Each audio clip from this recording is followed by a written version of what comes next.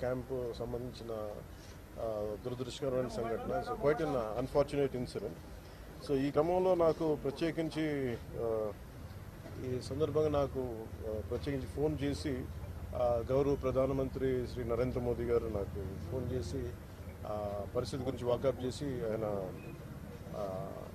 అక్కడ సింగపూర్ మనకి Indian high commissioner కూడా తెలియజేసినందుకు మనస్ఫూర్తిగా ప్రధానమంత్రి నరేంద్ర మోదీ గారికి నా హృదయపూర్వక ధన్యవాదాలు తెలుపుకుంటా ఉన్నాను.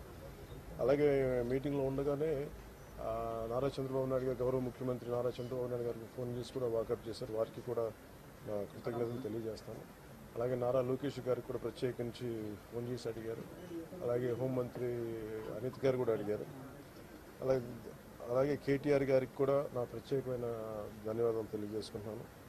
అలాగే ఆంధ్రప్రదేశ్ మాజీ ముఖ్యమంత్రి శ్రీ జగన్మోహన్ రెడ్డి గారికి కూడా నా ధన్యవాదాలు తెలియజేస్తాను. తమిళనాడు మాజీ ముఖ్యమంత్రి శ్రీ ఎడప్పాడి పళనిస్వామి గారికి, కేంద్ర మంత్రులు కిషన్ రెడ్డి గారికి, బండి సంజయ్ గారికి, ఆంధ్రప్రదేశ్ ఉపసభాపతి రఘురామకృష్ణరాజు గారికి, రాష్ట్ర మంత్రులు అచ్చెన్నాయుడు గారు, నాదెండ్ల మనోహర్ గారు, దుర్గేష్ గారు, బీజేపీ ఓబీసీ మోర్చా అధ్యక్షులు డాక్టర్ కె లక్ష్మణ్ గారు, BRS working president Shri KTR గారు, అలాగే మిగతా ఎంపీలు, ఎమ్మెల్సీలు హరీష్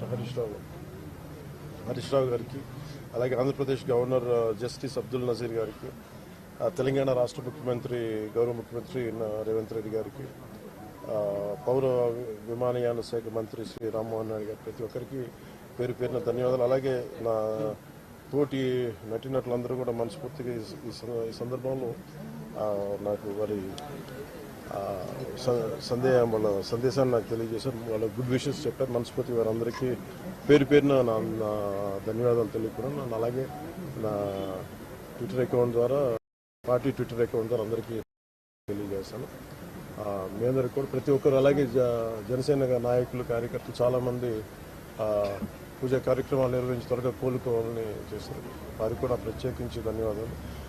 బట్ అన్ఫార్చునేట్ ఏంటంటే ఈరోజు నా పెద్ద కొడుకు అకిరా పుట్టినరోజు. అదే రోజు నా రెండో కొడుకు ఈ విధంగా జరగటం కొంత అన్ఫార్చునేట్ కోఇన్సిడెన్స్ అనిపించింది. బట్ ఎక్కడ ప్రోగ్రామ్స్ ఆపలేదు, మేము చేసుకుంటూ వెళ్ళిపోయాం. కానీ మేబీ ఈరోజు సాయంత్రం నేను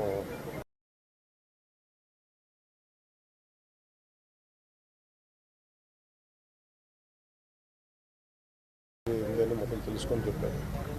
అక్కడ అవసరమైన సహాయ కావాలని మేము చేస్తామని చెప్పాను. సో మనస్ఫూర్తిగా మీ అందరికీ పేరు పేరున, మీడియా మిత్రులందరికీ ప్రతి ఒక్కరికి పేరు పేరున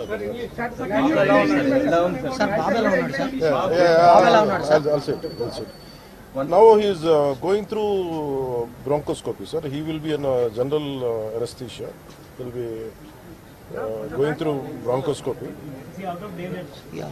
Yeah, that is because the problem is it will have a long-term impact. Because the kind of smoke they must inhale, I don't know how. So it will take some time actually to get the complete details.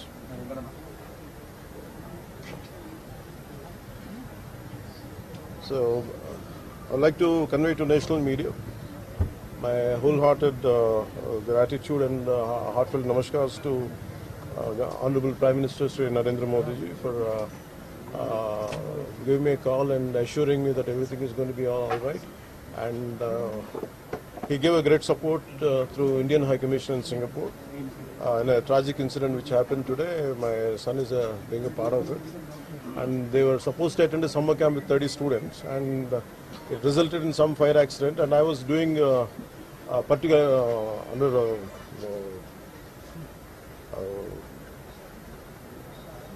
because and particularly vulnerable tribal groups related, some road foundation is there, which is called Adavitalli Bata. I've been visiting there. So today morning I got a call from my wife around 8ish or 8:30. This kind of incident happened. Suddenly I got a call from the school, and they asked me in a panic call. I said they asked me to come to the school. Some fire accident happened. But when I heard it, actually I thought it was a very simple, some kind of very simple incident. But then later I realized the magnitude of that. And even when a kid had to lost life in this, and a lot of children are in hospital right now, and my son is going through Right now, I think under general anesthesia, going through bronchoscopy. And Honorable